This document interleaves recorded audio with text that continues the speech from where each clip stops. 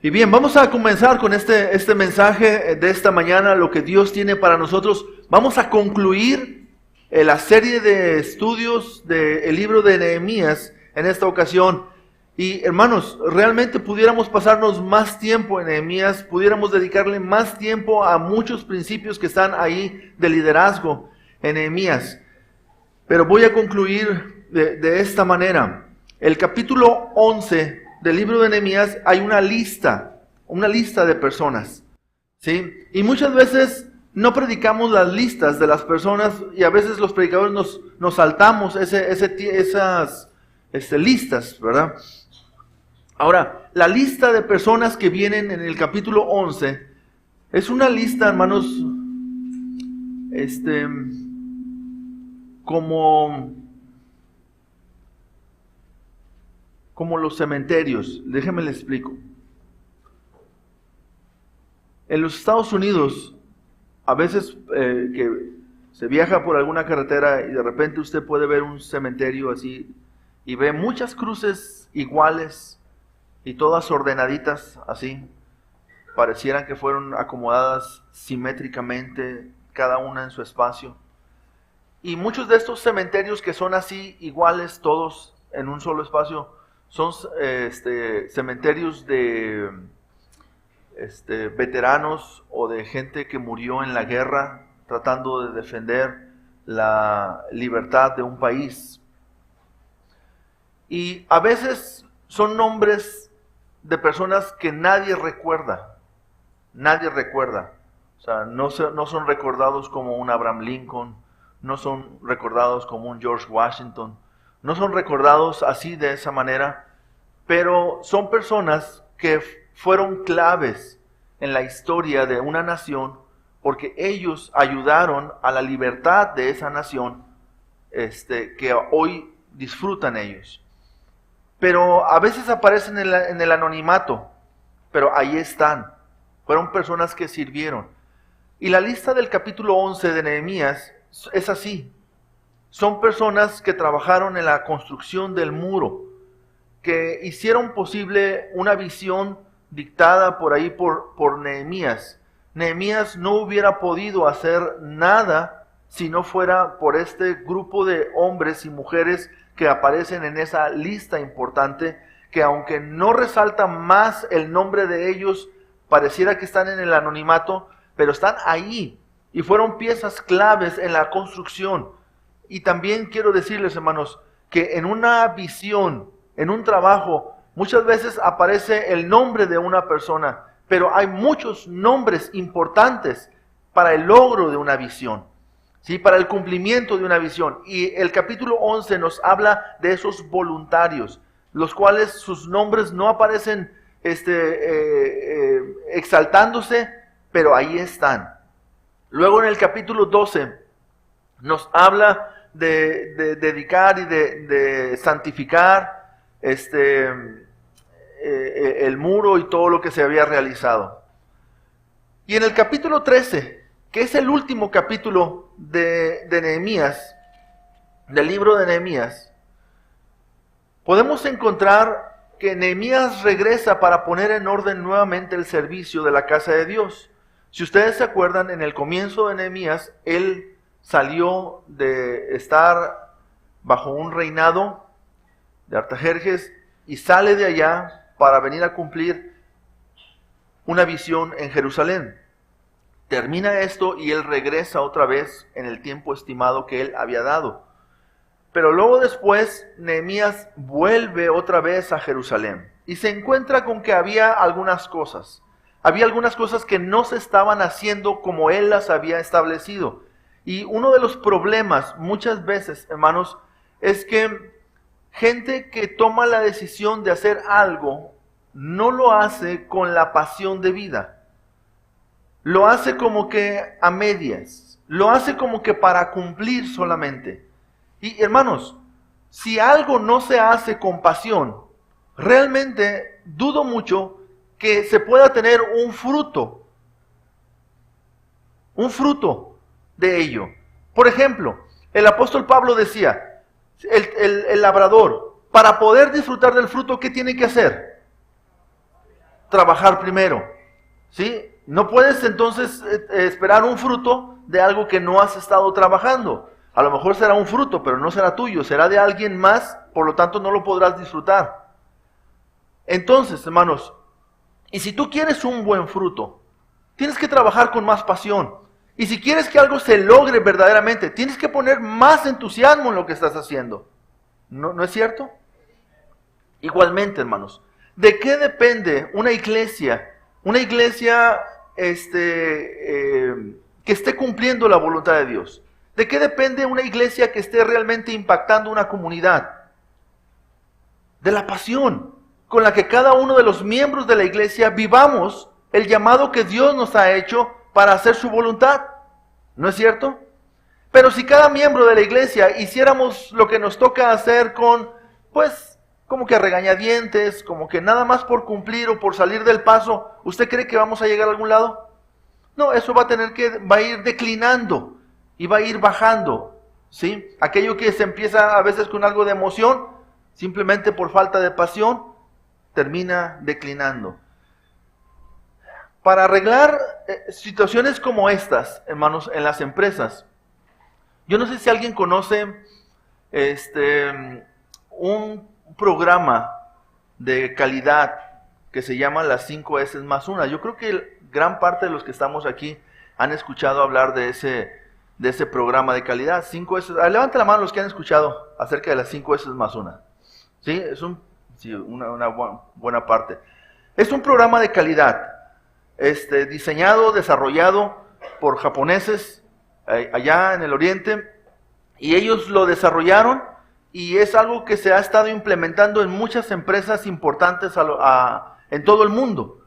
Y esas 5 S lo que significan, pues es que todas las cosas hay que aprender a seleccionar lo que sirve de lo que no sirve, y lo que no sirve pues tienes que quitarlo de ahí porque está haciendo un espacio que no debería de tener. Y luego tienes que aprender a ordenar las cosas y ponerlas todas ahí. Y bueno, así, son cinco puntos. De hecho, son cinco palabras japonesas, y haciendo así alarde de mi gran japonés, no se crean.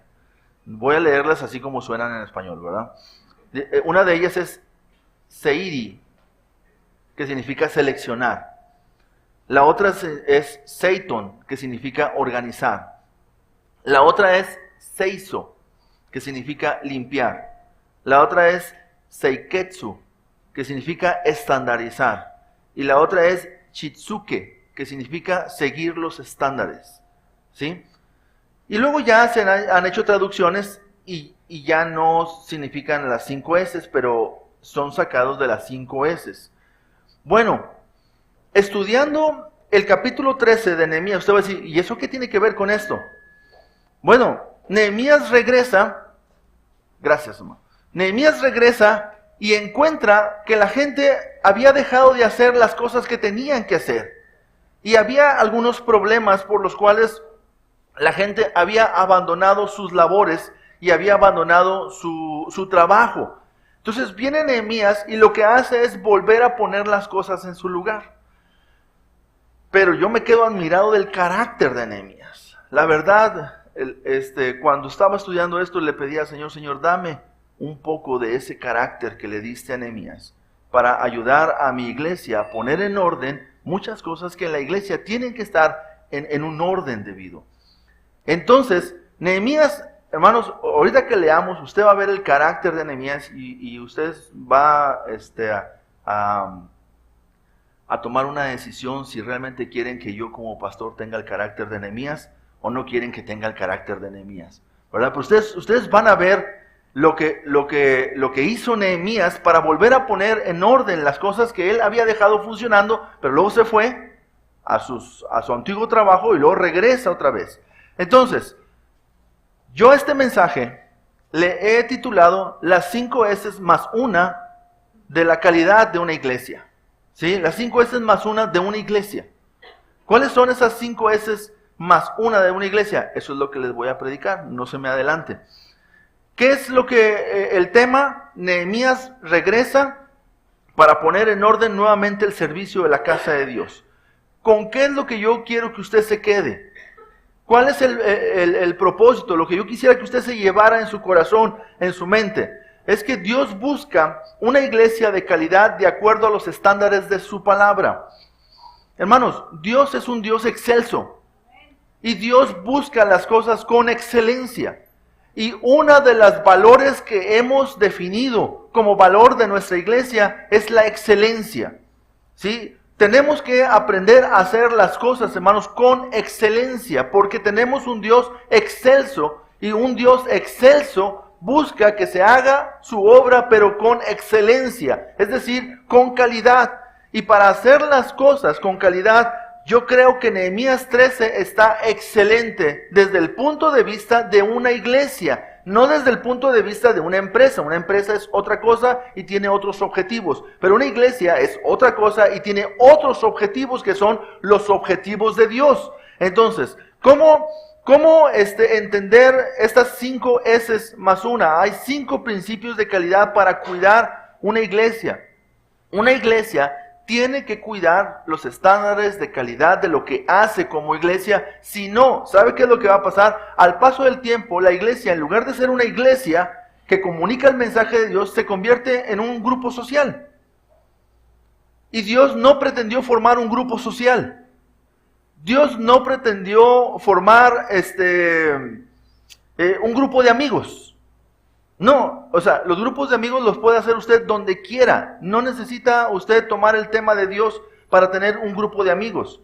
La iglesia no es un grupo de amigos, aunque se pueden hacer amigos dentro de la iglesia y sería fabuloso tener amigos dentro de la iglesia. La meta de la iglesia no es hacer un grupo de amigos. ¿Sí? La iglesia no es, hermanos, una casa de beneficencia. Aunque la iglesia puede beneficiar y beneficia, el objetivo de la iglesia no es ser una casa de beneficencia. ¿Me estoy explicando? Pero por eso tenemos que cuidar los estándares de calidad de una iglesia, para que la iglesia, al paso de los años y de los siglos, la iglesia permanezca dentro del estándar de Dios. ¿Sí? ¿Qué hemos visto? Que muchas veces la iglesia se mete en temas en los cuales no tiene que andar, no necesita andar. Pero el problema es que perdemos el objetivo, perdemos la brújula por no entender que Dios tiene un estándar de calidad para la vida de la iglesia. Amén. Vamos a entrar entonces así en esta porción. Hay 5 principios de calidad para cuidar a la iglesia. Y el primero de ellos es señalar el pecado de acuerdo a la palabra de Dios. Señalar el pecado. Muchas veces, hermanos,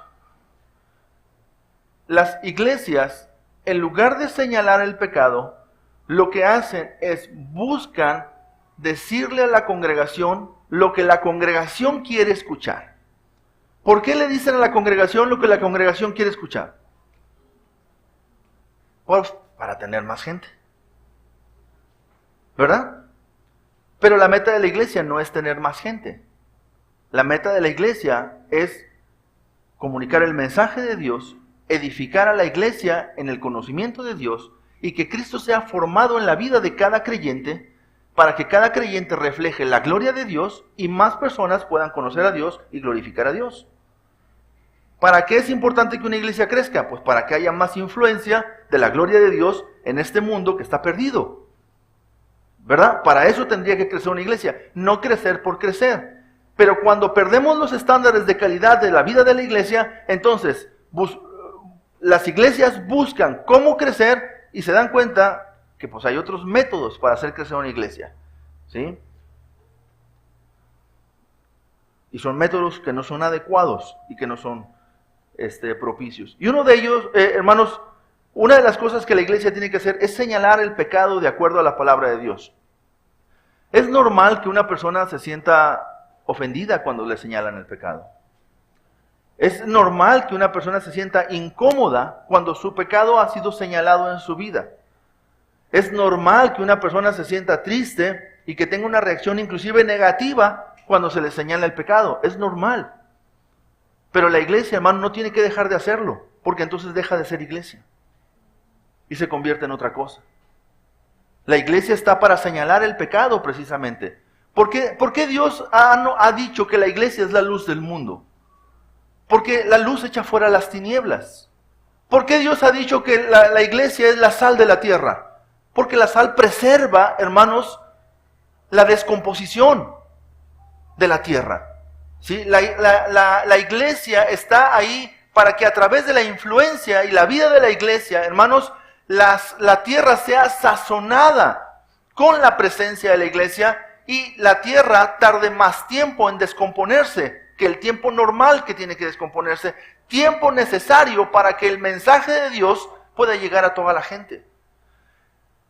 Cuando el mundo vive en perdición, cuando el mundo se matan unos a otros, cuando en el mundo se cambia el diseño de Dios del matrimonio, ¿sí? Cuando en el mundo se cambian los valores y los principios dados por Dios, ¿usted cree que Dios está contento?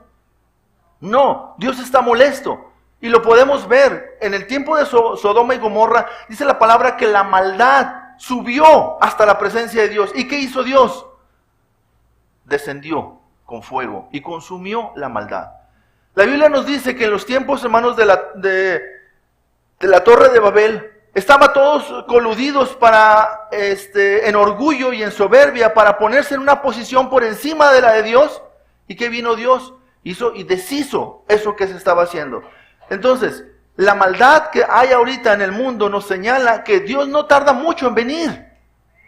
¿Por qué? Porque la maldad clama. ¿Pero para qué ha sido puesta la iglesia? Para detener esto. ¿Para qué? Para que el mensaje de Dios sea comunicado y sea predicado y más personas puedan conocer a Dios como el Salvador de sus vidas.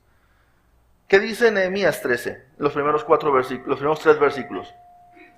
Dice: aquel día se leyó en el libro de Moisés, oyéndolo el pueblo, y fue hallado escrito en él que los amonitas y moabitas no debían entrar jamás en la congregación de Dios, por cuanto no salieron a recibir a los hijos de Israel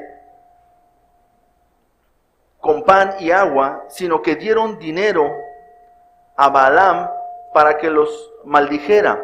Mas nuestro Dios volvió la maldición en bendición.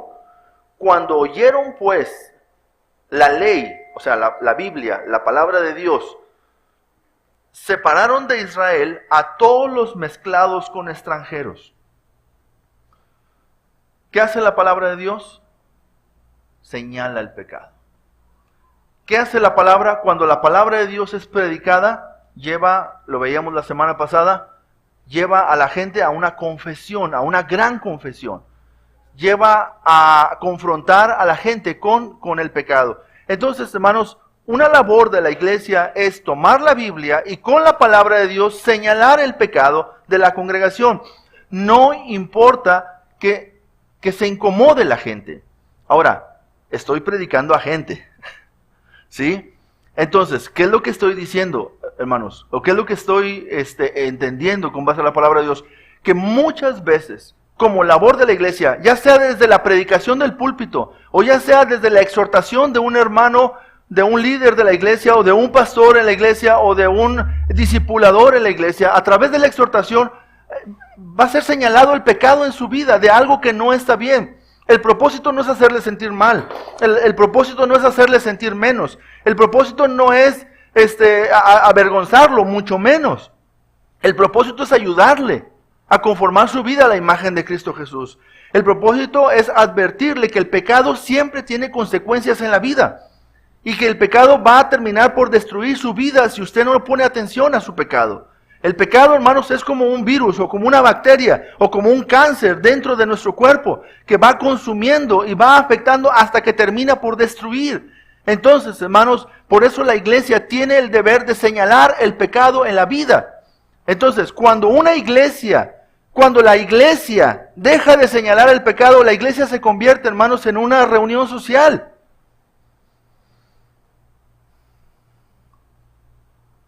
¿Por qué no dices nada? No, es que se va a enojar.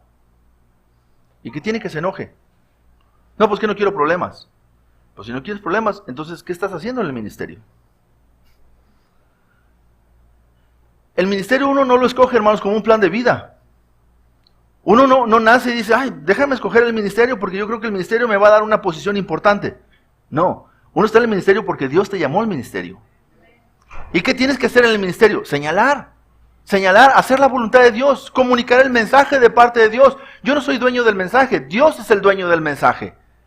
Yo solamente soy un comunicador del mensaje, yo soy un heraldo del rey, Él es el rey, yo soy un heraldo. El heraldo solamente publica un mensaje y esa es mi labor, lo que tengo que hacer. Y si la gente se enoja, pues tiene dos problemas, ¿verdad?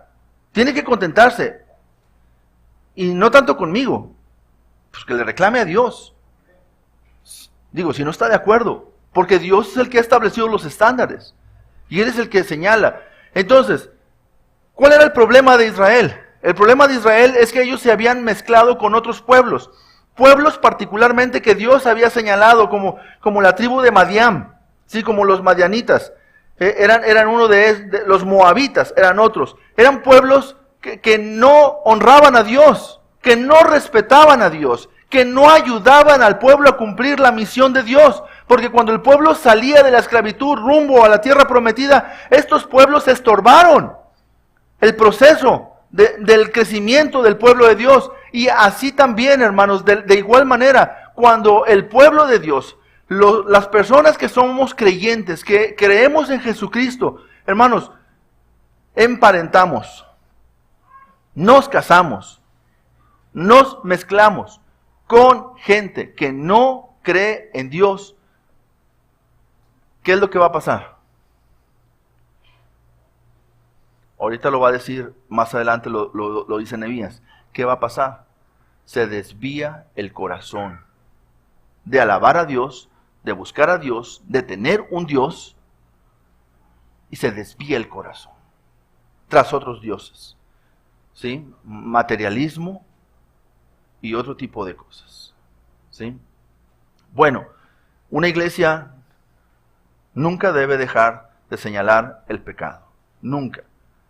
¿Eso la convierte en menos popular ante los ojos de los hombres? Quizás sí, pero ante los ojos de Dios es un estándar de calidad.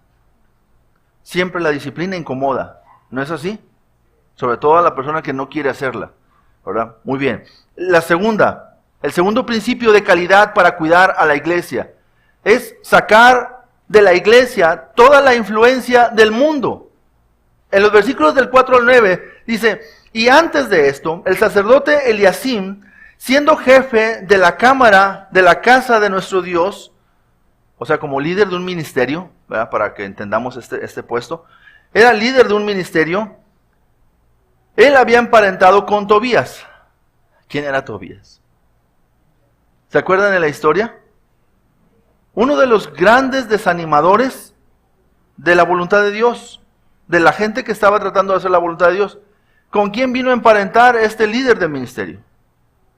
Ahora, ¿él no sabía quién era Tobías? Sí sabía quién era Tobías. ¿Cuál es el problema? Antepone sus deseos a la voluntad de Dios. Antepone lo que él quiere hacer a lo que Dios quería que hiciera. ¿Por qué? Por un beneficio personal. ¿Por qué? Porque a lo mejor su hija se enamoró del hijo de Tobías. O al revés, ¿verdad? Y ahora, ¿y cómo le digo a mi hija que no? ¿Y cómo le digo a mi hijo que no?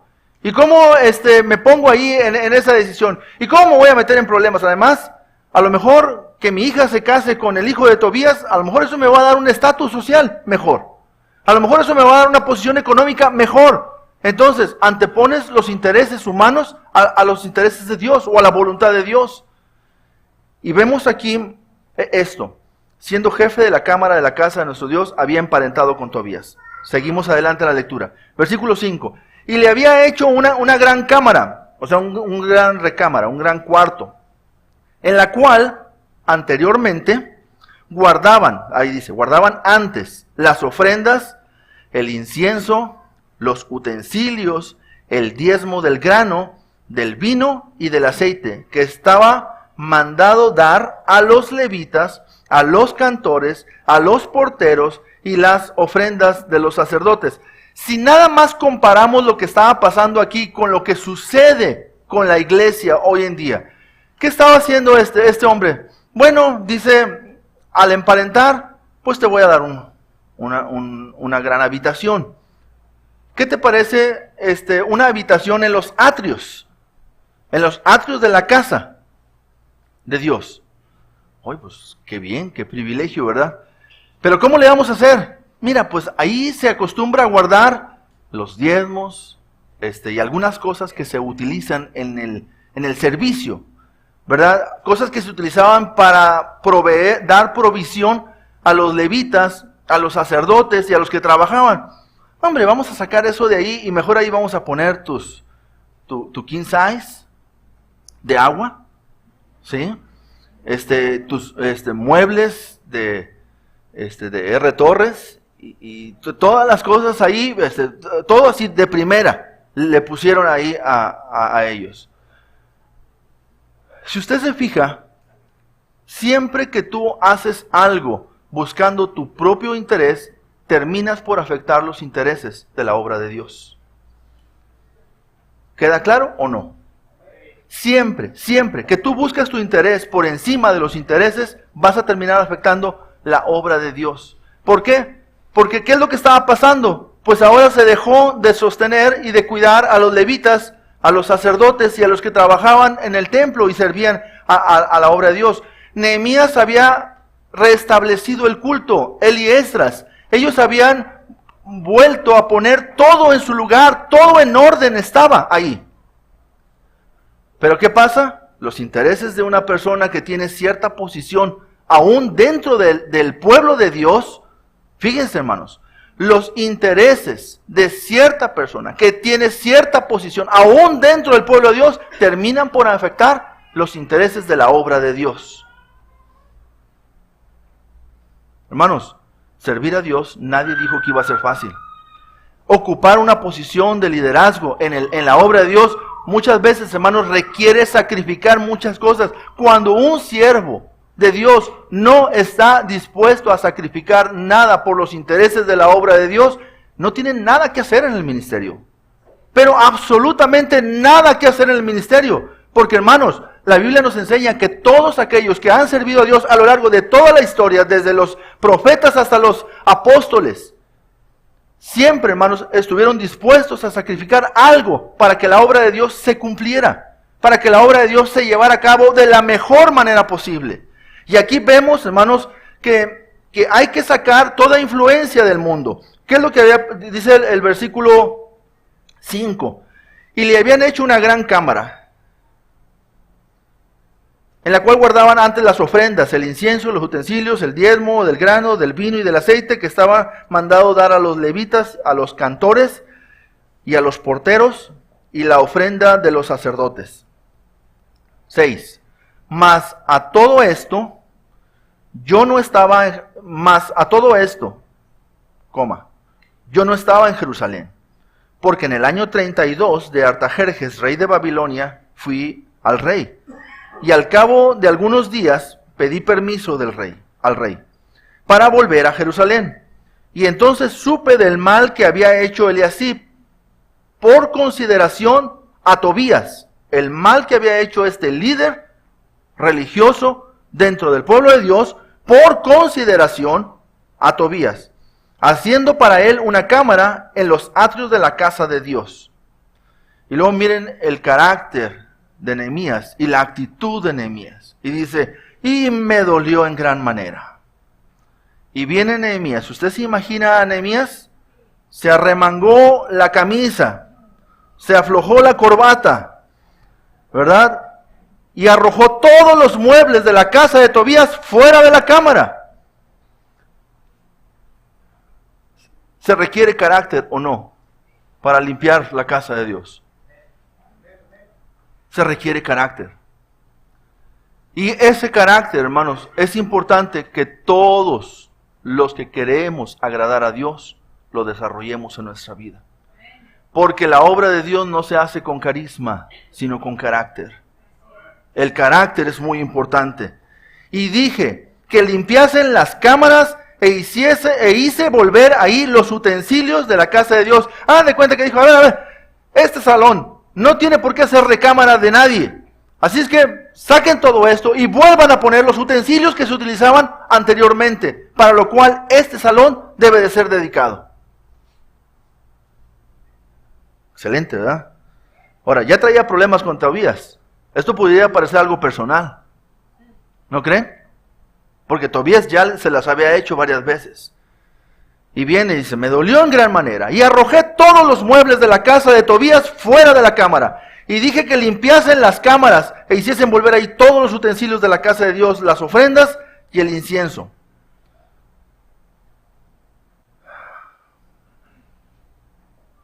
Entonces, segundo principio, sacar de la iglesia toda la influencia del mundo.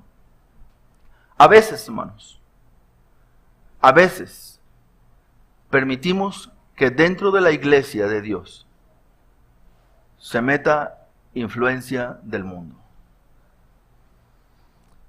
Y aquí no se trata de legalismo. La Biblia nos dice, todas las cosas me son lícitas, pero no todas convienen. Y un siervo de Dios antepone la libertad de otros para no afectarlos. Porque Dios dice, hermanos, que si el comer carne es ocasión de que tu hermano caiga, pues no lo haces. ¿Sí? Pero eso lo entiende una persona que es madura en la vida cristiana. Por lo tanto, no todo me es lícito, porque hay muchas cosas que realmente no son pecado en sí mismas. Pero no todo conviene. Y tenemos, hermanos, que quitar toda influencia, porque hay influencias, hermanos, que en sí no son pecado, pero afectan, hermanos, a la iglesia, porque introducen una vida de pecado. Porque una cosa te va llevando a otra. Una cosa te va llevando a otra. Y es importante, hermanos, que entendamos esto. Porque hay muchos que tenemos aquí varios años, hermanos, en la vida cristiana. Y conocemos, hermanos, historia de la vida de la iglesia. ¿Sí? Más, sin embargo, en los últimos tiempos, muchas personas, aún conociendo, tienden a relajarse. Y tienden a adoptar algunas posiciones del mundo que no son pecado en sí mismas, pero que permiten a la iglesia entrar en una vida de pecado. ¿Qué tenemos que hacer? Limpiar la casa de Dios. Y no permitir, hermanos, influencias del mundo dentro de la iglesia. Para que la iglesia permanezca santa. Para que la iglesia permanezca como lo que es, la iglesia de Dios. El cuerpo de Jesucristo. ¿Sí? La que muestra la gloria de Dios. La que muestra la grandeza de Dios. Entendemos la libertad en Cristo perfectamente. Pero hermanos, no llevemos la libertad a un libertinaje. Ese es el riesgo del mal uso de la libertad en Cristo. Llevar la libertad a vivir un libertinaje en nuestra vida. Así que, hermanos, la segunda cosa es sacar de la iglesia toda influencia de parte del mundo. Y aquí Nehemías, con su carácter, ¡fum!, vamos, para afuera. En tercer lugar, tenemos que ver, hermanos, sostener con convicción y generosidad la obra de Dios. La obra de Dios no la sostiene el gobierno, hermanos. Y una iglesia que trabaja cuesta, y entre más se mueve, más cuesta, y entre más hace, más cuesta, porque todo lo que hace una iglesia cuesta, hermanos. Predicar la palabra de Dios aquí cuesta, predicar la palabra de Dios en Querétaro cuesta, predicar la palabra de Dios fuera de nuestro país cuesta, predicar la palabra de Dios en otros lados cuesta, ayudar a siervos de Dios que están haciendo la obra en otras partes cuesta, hermanos. ¿Y por qué lo hacemos? ¿Porque queremos que nuestro nombre aparezca en la lista de las personas que están ayudándolo? No, porque sabemos que es la obra de Dios y porque alguien tiene que sostener a estas personas que han dejado sus vidas, han dejado sus familias, han dejado sus casas, han dejado su comodidad para ir y predicar el mensaje de Dios a otras partes del mundo donde no se ha predicado. ¿Y quién va a sostener eso? Nosotros, hermanos. Pero tenemos que ser generosos. Necesitamos hacerlo con convicción y con generosidad. La iglesia, hermanos, si no entiende que un estándar de calidad en la iglesia es sostener la obra del ministerio, hermanos, esa iglesia va de pique porque aunque tenga muy buena voluntad, si no hay recursos no se hace nada. ¿Lo entiende usted esto? ¿Cuántos padres dicen, yo quisiera que mi hijo estudiara, pero no tengo para que estudie? ¿Tiene buena voluntad? El hijo quiere estudiar, inclusive tiene capacidad, pero el papá no tiene para darle. O sea, no basta la voluntad. hacen falta también, hermanos, los recursos para hacer la obra. Y eso es algo que también Nehemías trabaja aquí, en esta tercer S de sostener con convicción y generosidad la obra de Dios. Dice el versículo 10, dice, encontré asimismo que las porciones, o sea, los sueldos, ¿sí?, para los levitas no les habían sido dados, y que los levitas y cantores que hacían el servicio habían huido cada uno a su heredad. ¿Sabe qué significa huir cada uno a su heredad? Regresarse a trabajar en algo que les dé a ellos su sostenimiento, porque tienen que comer, porque tienen que sostener a su familia, porque tienen que proveer para su casa. ¿Qué es lo que se encontró Nehemías con esto? Sí, pues Tobías, muy campante ahí, viviendo en los atrios de la casa de Dios, los utensilios que se utilizaban para el sostenimiento de los levitas, cantores y sacerdotes, pues ya no se estaba haciendo. Y Nehemías se encuentra con esta situación. Entonces, hermanos, esa es la tercera S, sostener con convicción y generosidad la obra de Dios. Versículo 11, entonces reprendí a los oficiales y dije, ¿por qué está la casa de Dios abandonada? Es un buen título para el mensaje, ¿verdad? ¿Por qué está la casa de Dios abandonada? ¿Quién abandona la casa? ¿Dios? Nosotros abandonamos la casa. Dios nunca falla a su promesa. Él siempre es fiel a su pacto. Él siempre lo que ha prometido lo hace. ¿Quiénes somos los que fallamos? Nosotros, por tibieza, por frialdad, por indiferencia, por materialismo, por estar ocupados en nuestras propias cosas, desatendemos la obra de Dios. Hermanos, lo más grande en la vida y en el mundo debería de ser que la iglesia hiciera su trabajo. ¿Sabe usted por qué el mundo está tan perdido como está? Porque la iglesia no hace su trabajo.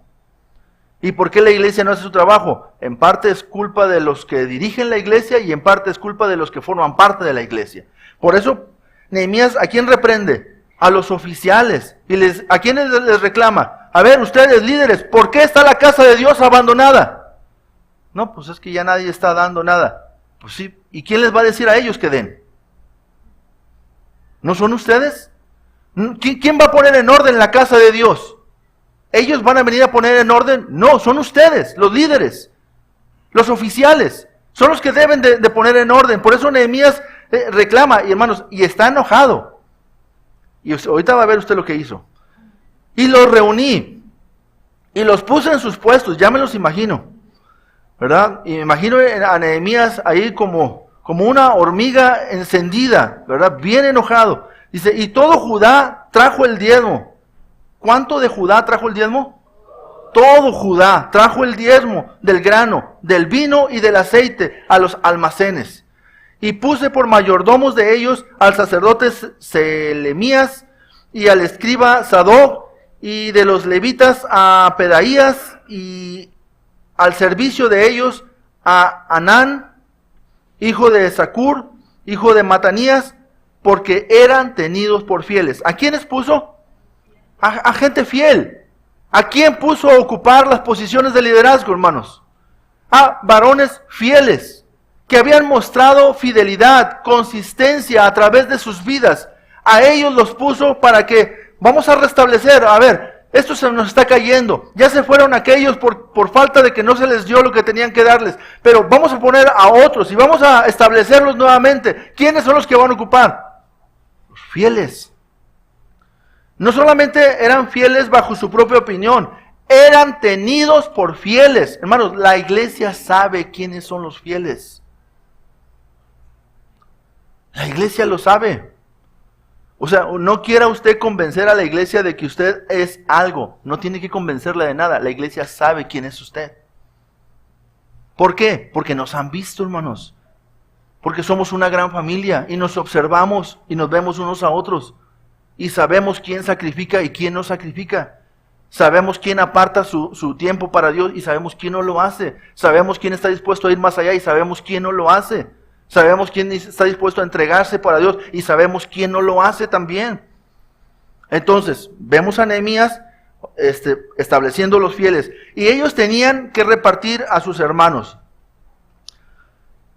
Y entre todo lo que está haciendo Nehemías y entre su enojo y todo, también ora a Dios.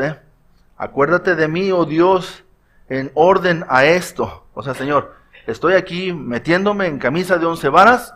Estoy metiéndome en problemas con la gente. Me estoy metiendo en problemas otra vez con Tobías. Señor, pero ahí te encargo que me cuides. Ahí te encargo que me ayudes. Ahí te encargo que sigas conmigo, Señor. ¿Verdad? Acuérdate de mí, oh Dios, en orden a esto, y no borres mis misericordias que hice a la casa de mi Dios y en su servicio. Y aquí vemos, hermanos, sosteniendo con convicción y generosidad la obra de Dios. ¿Cuál era el problema? Se habían dejado de dar los diezmos, ¿sí?, que sostenían la obra del ministerio en ese entonces. ¿Qué tenemos que hacer? Volver a motivar, volver a retar, volver a desafiar a toda la gente del pueblo de Dios a dar sus diezmos, a ser fieles en sus diezmos, a sostener con generosidad la obra de Dios, para que la obra de Dios nunca carezca de lo que es importante para que siga avanzando, para que siga adelante. Sostener con convicción. La cuarta S, ser fieles, asistentes a la casa de nuestro Dios. Y esto es otra cosa, hermanos, que se está perdiendo en la vida de la iglesia en los últimos tiempos. De repente, hermanos, surgen corrientes que mueven el tapete a la vida de la iglesia. Ser fieles, asistentes. ¿Sabe usted que una persona que no lee la palabra de Dios no tiene deseos de estar en la casa de Dios? ¿Sabe usted un síntoma en una persona que no tiene una comunión con Dios? No quiere estar en la casa de Dios. No tiene ganas de estar en la casa de Dios. No tiene deseos de estar en la casa de Dios. 15 al 22. Ser fieles asistentes a la casa de Dios. Dice, en aquellos días vi en Judá a algunos que pisaban en lagares, o sea, los que sacaban el jugo de la uva, ¿verdad?, en el día de reposo. ¿Cuál era el problema? Que estaban haciendo trabajo, porque esta era una labor, este era un trabajo, y mucha gente de estos pueblos se dedicaba a esto. Había mucha gente dedicada al trabajo del cultivo de la uva, ¿verdad? Algunos que pisaban en lagares en el día de reposo y que acarreaban haces y cargaban asnos con vino y también de uvas, de higos y de toda suerte de carga, y que traían a Jerusalén en día de reposo. ¿Y qué hizo don Nehemías? Y los amonesté acerca del día en que vendían las provisiones. Imagínese usted, estas personas trabajando en el día de Dios, en el día que se había considerado como el día de reposo, un día establecido por Dios, y Dios nos dice que había sido establecido a causa de ellos mismos, pero era una ley de parte de Dios para el pueblo hebreo, establecer el día de reposo. Y él se para y les dice, señores y señoras, ¿por qué están trabajando en el día de reposo cuando Dios claramente ha dicho que en el día de reposo no se debe de trabajar? Imagínense a Nehemías. Ellos, ¿qué podían decirle? Nehemías, ¿tenemos necesidad? Nehemías, ¿necesitamos trabajar? Como a ti te va muy bien allá de copero con el rey, ¿verdad? Tú no sabes lo que es tener necesidad, Nehemías.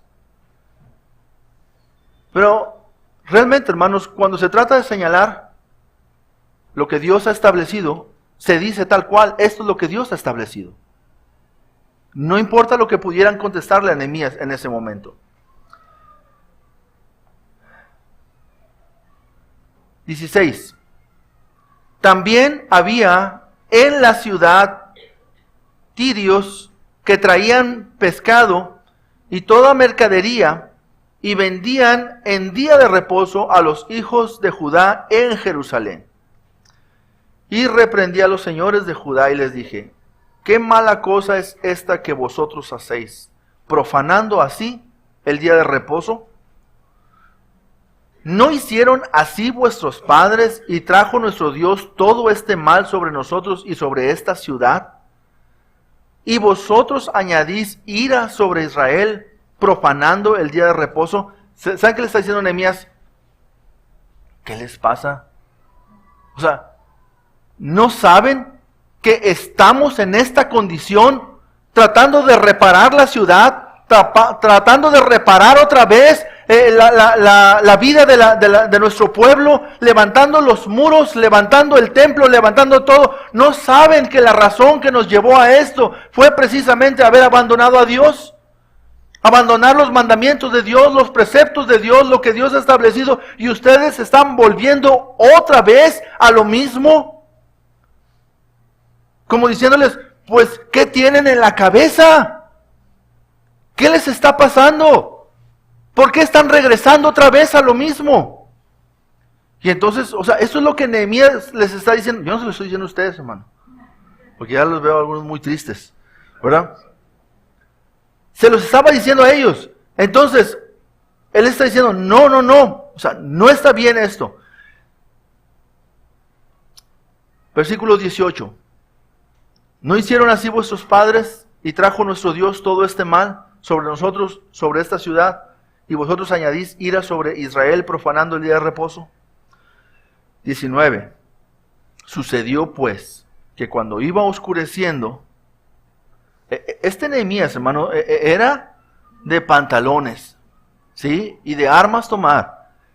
Sucedió pues que cuando iba oscureciendo a las puertas de Jerusalén, antes del día de reposo, dije que se cerrasen las puertas y ordené que no las abriesen hasta después del día de reposo.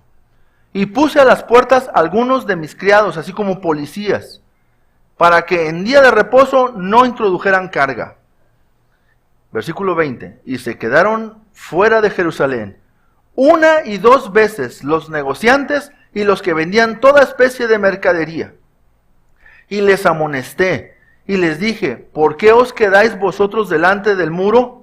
Si lo hacéis otra vez, os echaré mano.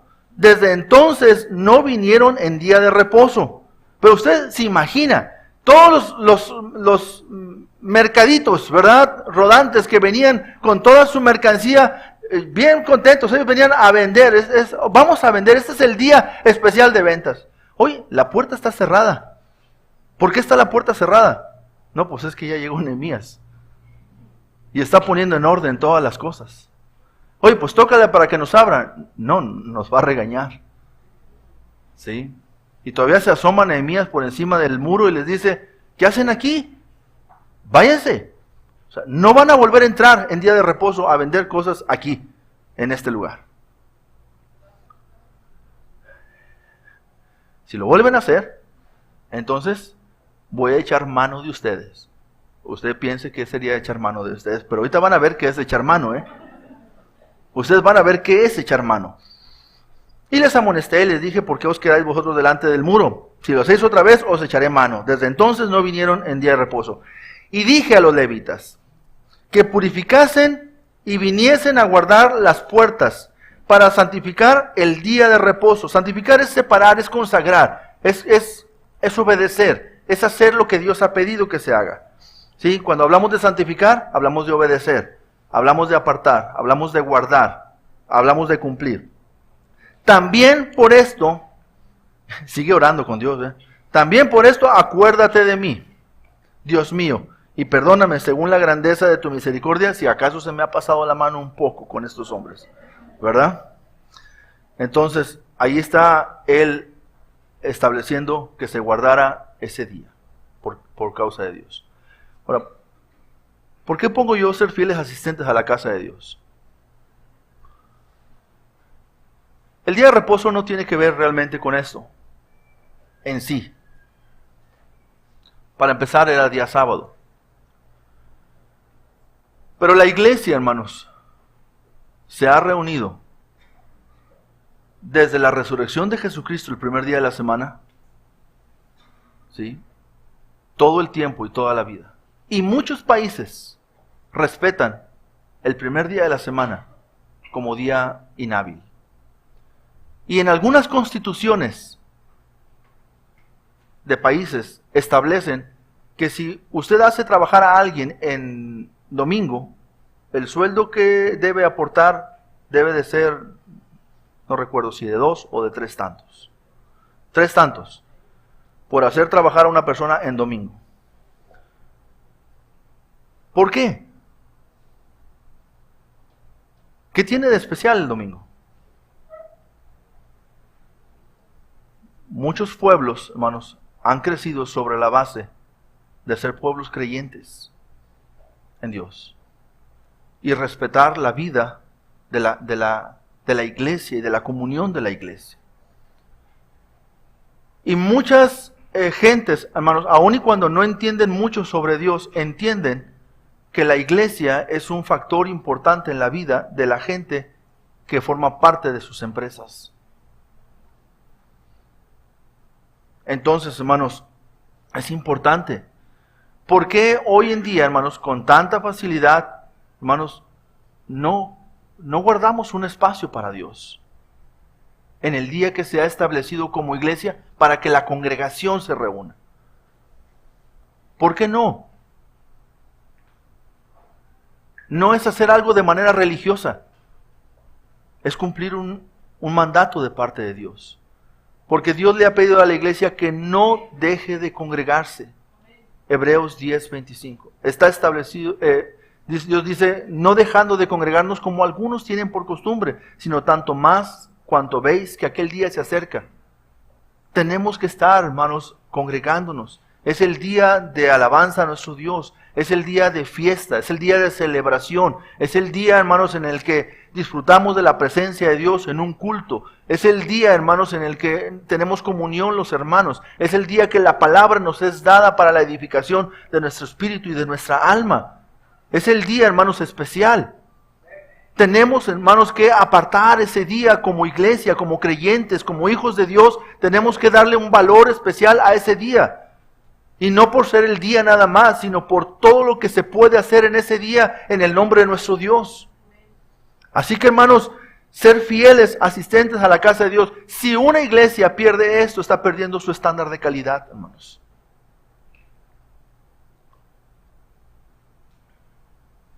Si la iglesia va a tratar de ver cómo se acomoda, a ver dónde puede entrar la iglesia perdió ese lugar que tenía antes. ¿No lo cree usted así? La iglesia ya pasó a ser entonces un último recurso en la vida de la sociedad. Hay algunos políticos que entienden que la vida de la iglesia es importante. No sé si lo digan de forma política, ¿verdad?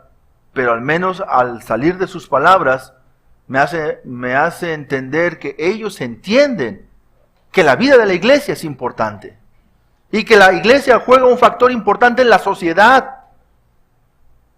Por eso usted y yo, que somos creyentes, debemos ser fieles, hermanos, porque es un estándar de calidad en la vida de la iglesia, ser fieles. Y hermanos, la fidelidad de una congregación habla de la madurez de la congregación. La fidelidad de la asistencia a la casa de Dios nos habla, hermanos, del poder que esa iglesia tiene de influencia sobre este mundo. Pero cuando el mundo ve que nosotros ni siquiera respetamos un día para Dios, ni un día, un espacio de tiempo para nuestro Dios, entonces ese es nuestro nivel de influencia sobre la vida de ellos. Hermanos, los creyentes tenemos que tomar decisiones esta mañana. Ser fieles asistentes a la casa de nuestro Dios. Y la quinta S. Separarnos completamente del yugo desigual con los incrédulos. Alguien dijo en una ocasión, ¿que eso no es ser elitista?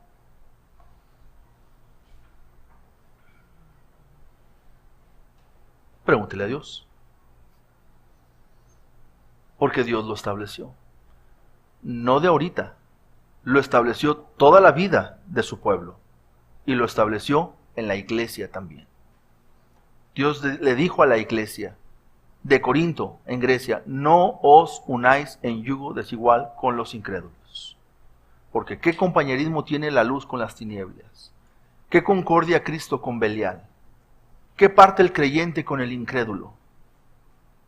Ustedes son el templo de Dios. ¿Qué parte tiene el templo de Dios con el templo de los ídolos? Entonces establece claramente esto. Y aquí vemos en Nehemías, versículos 23 al 29. Vi asimismo en aquellos días a judíos que habían tomado mujeres de Asdod, amonitas y moabitas. Agárrese para ver lo que va a hacer Nehemías. O sea, nomás para que vea el tamaño de este problema, hermanos, en la vida de una iglesia y en la vida de un pueblo. Es el tamaño de reacción de Nehemías, ¿sí? Y la mitad de sus hijos hablaban lengua de Asdod porque no sabían hablar judaico, sino que hablaban conforme a la lengua de cada pueblo. Y reñí con ellos, y los maldije, y herí a algunos de ellos, y les arranqué los cabellos, y les hice jurar diciendo, no daréis vuestras hijas a sus hijos. Yo me imagino a Nehemías en este momento. ¿No se lo imagina usted? ¿Cómo andaba Nehemías? ¿Qué tan enojado estaba Nehemías, hermanos, para que hiciera esto? Ahora déjenme le explico tantito. Tiempo atrás, Nehemías estaba trabajando muy bien allá en Babilonia, allá con el rey.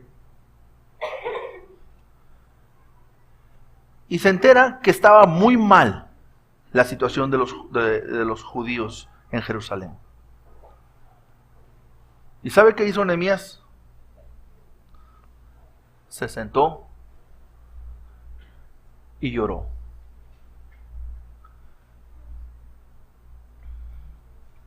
Lloró mucho por la situación de ellos. Y no quedó ahí. Oró. Le pidió perdón a Dios. Confesó los pecados de sus padres. Confesó sus propios pecados. Y tomó una decisión y le dijo a Dios, Dios, te pido que me des gracia delante de mi jefe, el rey, porque yo quiero reverenciar tu nombre. Dame éxito, porque vamos a levantar esos muros y vamos a volver a poner a funcionar este pueblo. Otra vez lo vamos a volver a poner como en aquellos años. Y entonces Nehemías deja todo. Deja la comodidad del palacio del rey y ser el catador del vino del rey y ser el catador de la comida del rey y el confidente del rey, y toda esa posición importante política que él tenía, la dejó para ir a meterse en grandes problemas con Sanbalat, con Tobías y con mucha gente. Y viene y exhorta al pueblo, y anima al pueblo, y construyen los muros, y luego leen la palabra, y hay un avivamiento, y se vuelve a poner en orden otra vez todas las cosas, y se va Nehemías contento de saber que se había logrado un propósito, pero luego regresa, y se encuentra que otra vez estaban ahí los pueblos mixteando. Estaban ahí mezclándose unos con otros. Y dice, bueno, ¿qué eso no entiende? Y ya se desesperó. Y pasó lo que pasó. Los agarró de los cabellos y les dijo, o sea, que sea la última vez que ustedes vuelven a dar sus hijas a los hijos de estos pueblos. Porque estos pueblos no tienen temor de Dios. Porque estos pueblos no quieren hacer la voluntad de Dios. Y entonces, eso es lo que pasó. O sea, entienda por qué Nehemías estaba desesperado.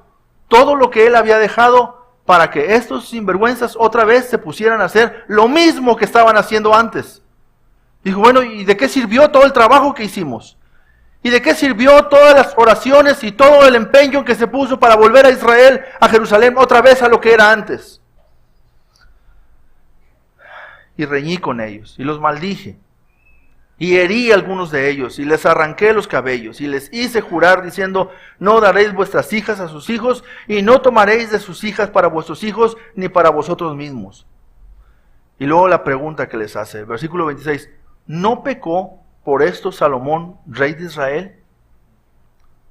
Bien que en muchas naciones no hubo rey como él, que era amado de su Dios, y Dios lo había puesto por rey sobre todo Israel.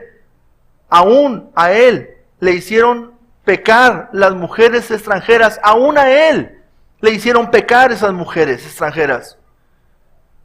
27. Y obedeceremos a vosotros para cometer todo este mal tan grande de prevaricar contra nuestro Dios tomando mujeres extranjeras. Y uno de los hijos de Joiada, hijo del sumo sacerdote Eliasib, era yerno de Sanbalat Horonita, por tanto lo ahuyenté de mí. Acuérdate de ellos. Dios sigue, Nehemías sigue orando, ¿verdad? Acuérdate de ellos, Dios mío, contra los que contaminan el sacerdocio y el pacto del sacerdocio y de los levitas. ¿Queda claro? ¿Qué es para nosotros de esto?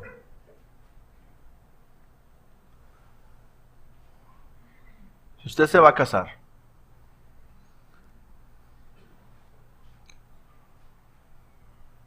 busquen un hombre que crea en Dios, que sea creyente, que tenga temor de Dios, que desee agradar a Dios. Busquen una mujer que crea en Dios, que ame a Dios, tenga temor de Dios, que desee agradar a Dios. Porque todo esto, si usted conoce la historia, ¿de dónde se derivó? De Salomón. Todo empezó con Salomón. Salomón comenzó sirviendo a Dios muy bien, pero después se desvió su corazón tras de las mujeres extranjeras. Desviaron su corazón, levantó altares, y entonces todo el pueblo empezó a contaminarse en pos de esos altares. Sus hijos, ya Dios dividió el reino en dos, Roboam, Jeroboam. Se dividió la nación de Israel de 12 tribus, 10 de un lado, 2 de otro. Vienen los asirios y hacen pedazos a una, vienen los babilónicos y hacen pedazos a la otra, se los llevan cautivos, desaparecen todo. Se queda todo en ruinas, todo quemado, todo destruido. ¿Y la gloria de Dios dónde quedó? Porque Dios era el Dios de esa nación. ¿Sabe usted dónde va a quedar el Dios de usted? ¿Sabe usted si sus hijos llegarán a ser creyentes? Hermanos, estamos viviendo tiempos difíciles. Estamos viviendo tiempos difíciles. Necesitamos acercarnos a Dios, hacer la voluntad de Dios y vivir de acuerdo a la palabra de Dios. Este es un estándar de calidad en la vida de la iglesia. No es elitismo, hermanos. Es fe en Dios.